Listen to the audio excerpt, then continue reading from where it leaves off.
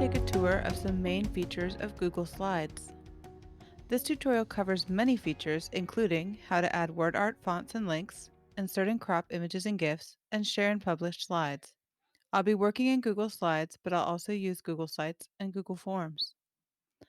This newsletter is what I'll be creating today in Google Slides to show how to do different features like adding new fonts, word art, filling with different colors, adding a text box, GIFs, masking and inserting images, adding links, resizing slides, saving it as a PDF, and also publishing it to the web. All of these skills are also useful in making virtual Bitmoji classrooms as well. So first you'll need to open a new slide presentation, and then to resize it, go to File, Page Setup, select Custom, and then because it's a newsletter, I'll be making it 8.5 by 11, so we could potentially print this off if we liked it. Then right-click on the slide, go to Apply Layout, and I chose a 2-column layout. Then in my newsletter planning, I know I'm going to have 4 boxes like that, so I'm going to shrink those up, copy, paste, and move them down. Then I'll duplicate the header to make a footer. Okay, now next, I'll resize that top text box, and I'll use the zoom in tool so I can work closer. There we go. Now I'll select that text box, and I want to make that black or a darker color, and then I need my text to be a high contrast color. White's a good option.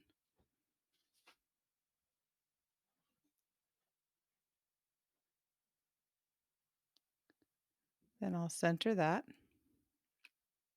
And I want to change that font. So let me highlight that text and go to my font options. And I happen to have Yellowtail as one of my fonts. It's not an automatic font. So to add that, go to More Fonts, and you can see all of your options. If you want a particular style like a handwriting font, you can select that in your search. And any fonts you have installed are blue with a check mark. Any others you can just select like that and then click OK when you'd like to install them.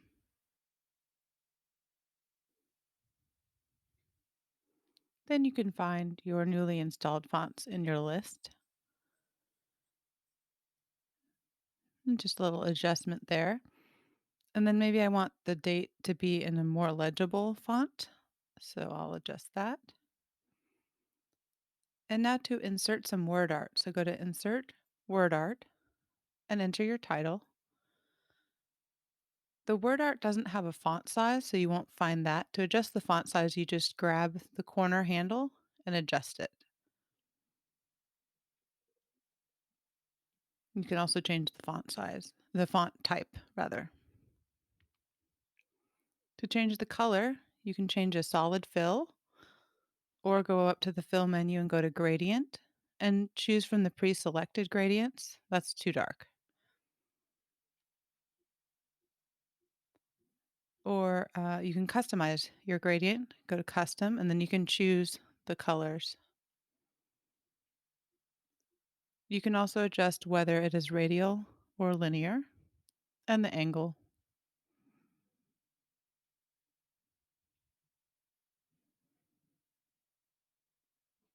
Finally, you can add an outline and make it thicker. Ooh, too thick. Or get rid of it by selecting transparent. But I like that black, a thin black outline. Next, to insert a GIF, right-click on one you like and save image as. If you just right-click, it'll only save that one frame from the GIF. A GIF is like a flip book, like an animated image.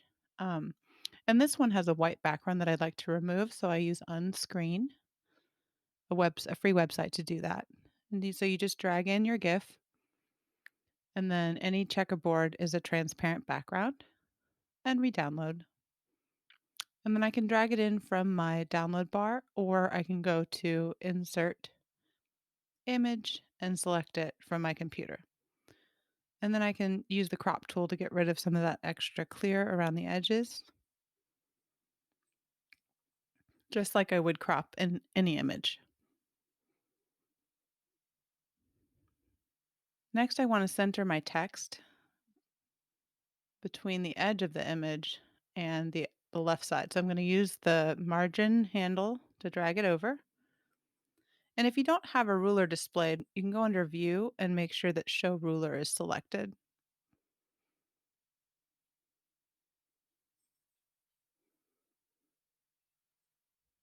All right, that header's looking pretty good. Then I'll add some text in my newsletter. And actually, I don't want it in that quadrant. I want it to be in a box across. So I just copied and pasted and adjusted. And one trick is you can hold down the Shift key and then click on different boxes to select multiple at a time. Now I'll adjust the font size. Oh, and spacing. So here I can adjust the line spacing using that menu and then the font type and size.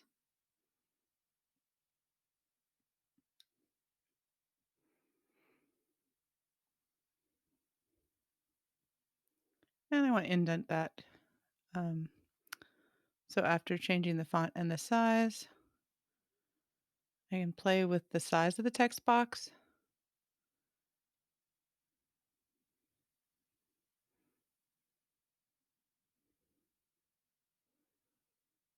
And make sure the text is black because I think it came out as like a darker gray. And then to indent that, highlight it and drag the little margin blue arrow over. That looks pretty good.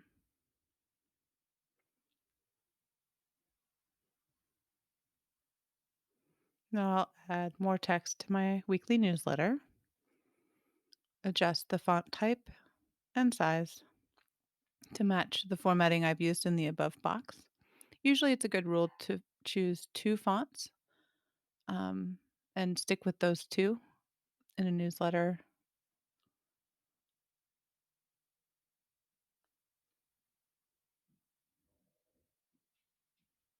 So I'm going to adjust the spacing and then make my questions a bulleted list. Adjust the margins there.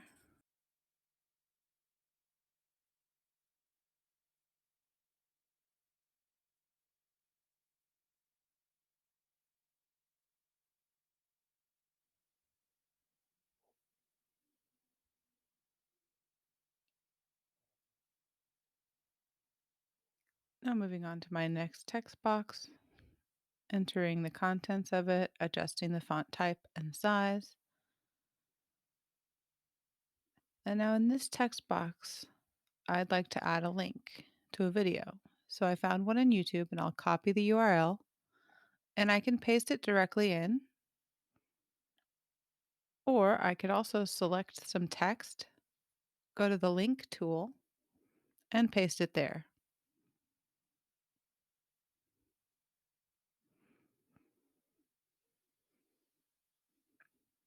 And I'll finish that informational text by adding, in this case, some book titles. And then adjusting the line spacing, creating a bulleted list, adjusting the margin,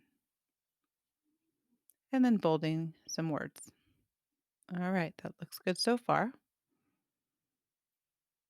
I'll finish out the last two boxes with the text, adjusting the line spacing, font type, font size, and color.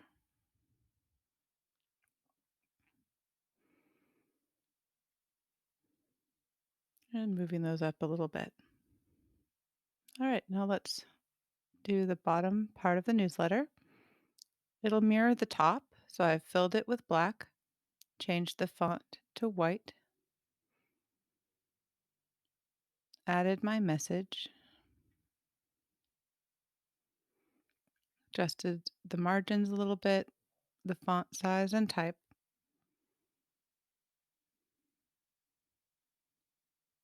So that spacing looks nice.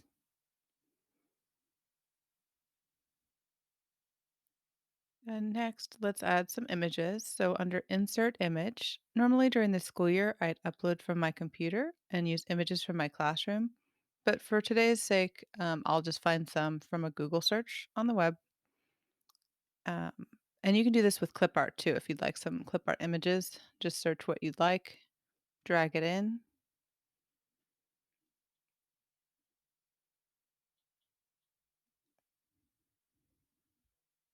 and then resize by grabbing the corner.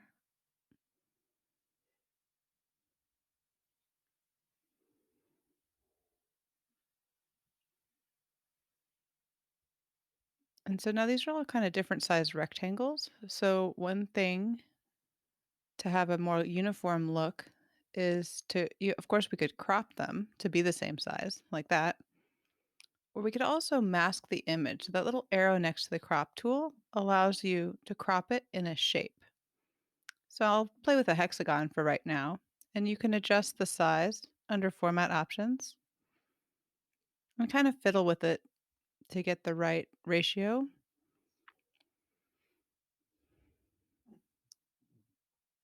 Just keep in mind that sometimes stretching the image makes it look funny or distorted. So to try to use that crop tool to keep the image in its original ratio.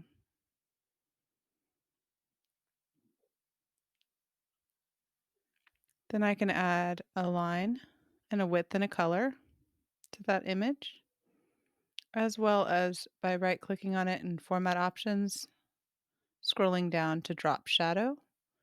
And I like to make that shadow get rid of the transparency so it really stands out. Just adds a little bit of extra to the image. And I'm going to repeat this with the second image by choosing that little drop down next to the crop tool to choose a hexagon. Adjust the size, crop it, add the line, drop the shadow. That kind of looks cool, but I think it's going to be too small for my newsletter.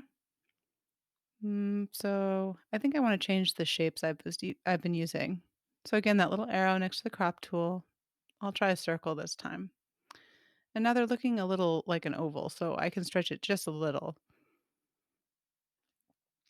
And I'll make that last image.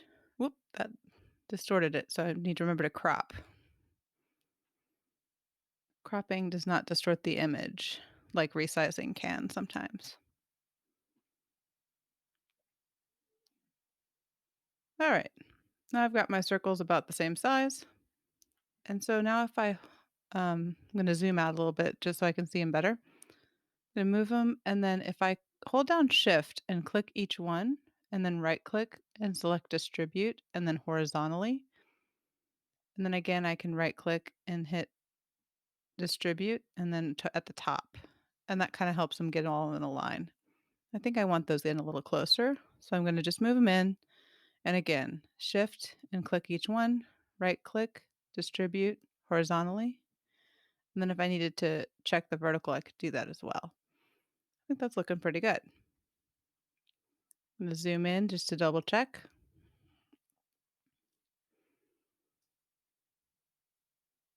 All right, the next step is adding a survey linked from a Google form. So I'll need to make one. So from my drive, go to New, More, Google Forms, and add a title and your questions. You can change the question type and the kind of answer as well. And the color and the decoration that you can choose an image.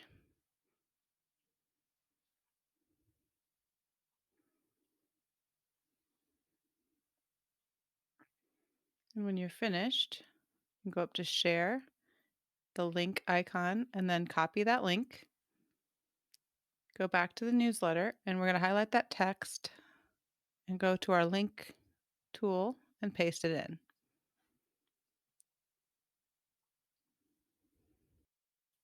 And that text was looking a little light in contrast, so I changed it to a brighter green color. And now just to test that link, it takes me right to that survey. So this is saved in my drive, and to share it, one way is to go to File, Download, PDF. And then once it's a PDF file, I could attach it to an email to send out to families, attach it on a website like a PDF file, and all the links still work.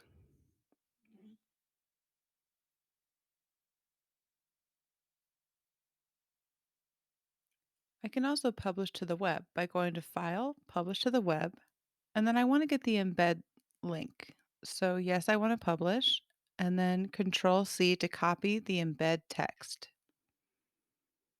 Then I'll go to my class website, which I have made in Google Sites, and I'll click on my science page to add it. And you'll see the embed tool there. I'll paste my embed code in, and I want to make a few adjustments. So, changing the height and the width to 100%. And then after the 3000, if I add or RM equals minimal, then that'll get rid of the navigation bar, which I don't really need for a newsletter or for a slide deck.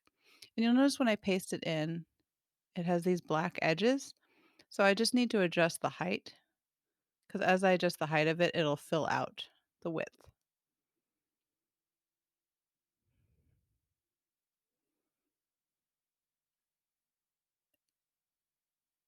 And if you've been using Google Sites, you know that any changes you make, you'll need to publish so that people can see them. Just click publish, and then I have it to check there. So if we look at my live website, there's my newsletter. This is the same procedure of publishing to the web and embedding it. Oh, and all the links do still work there too. But it's the same procedure as a virtual Bitmoji classroom. You can embed the same way. So on my main screen, I have my room that students can click on different subject areas to know what their assignments are for that week.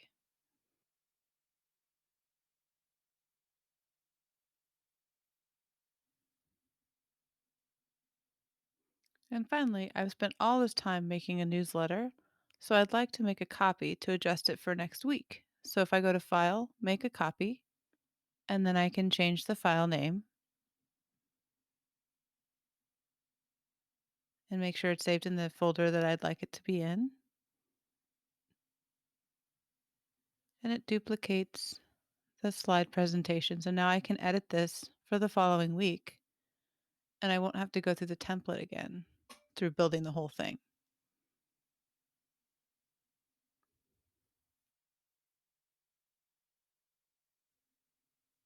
So, believe it or not, we've covered 26 different features, many of which are similar to other word processing software programs. And these are useful not just for newsletters, but for any other uses that you can use slides and documents for.